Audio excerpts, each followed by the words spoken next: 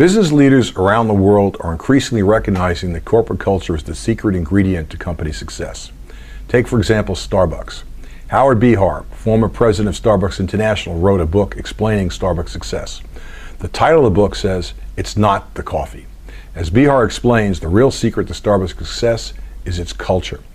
Huawei is a very different company from Starbucks.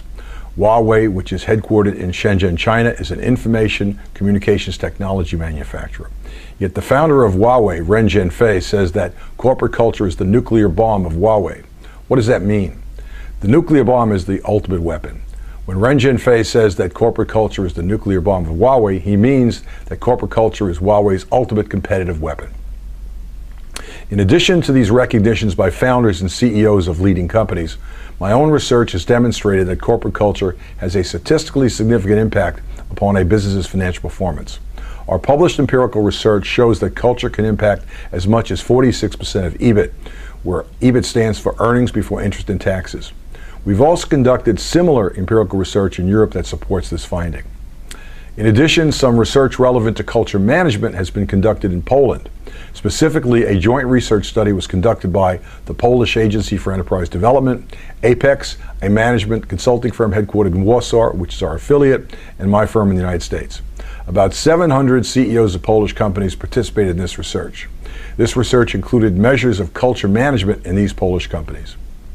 Even though corporate culture is increasingly recognized as a crucial asset and source of competitive advantage, the management of corporate culture is typically poorly understood. In order to understand how to manage culture, business leaders must understand what culture is, why it is important, what the key dimensions of culture are, and how to measure corporate culture.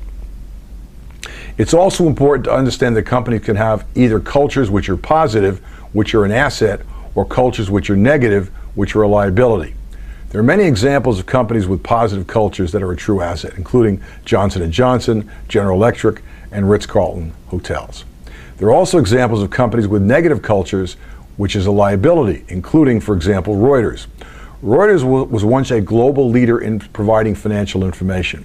However, Reuters was self-described as the Oxbridge Debating Society because many members of Reuters management had attended either Oxford or Cambridge.